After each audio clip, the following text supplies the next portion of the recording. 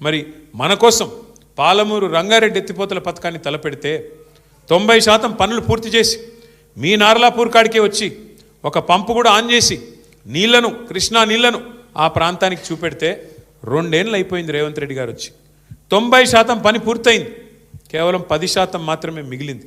ఏనుగెళ్ళింది తోక చిక్కింది అన్నట్టు తోక మాత్రమే మిగిలింది.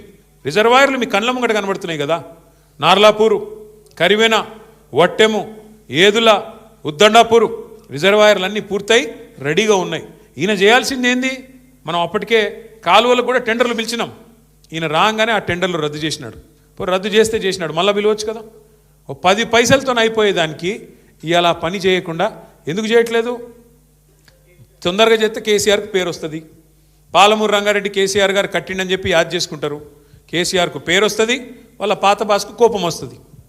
వాళ్ళ పాత బాస్ ఎవరో తెలుసు కదా మీకు.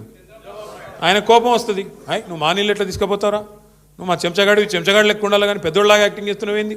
ఆయన కోపం వస్తూ ఊరుకుంటాడా? అందుకే ఆ భయంతో ఇవాళ మొత్తానికైతే కాలమూరును ఎండబెట్టే ప్రయత్నం, పండబెట్టే ప్రయత్నం చేస్తున్నాడు.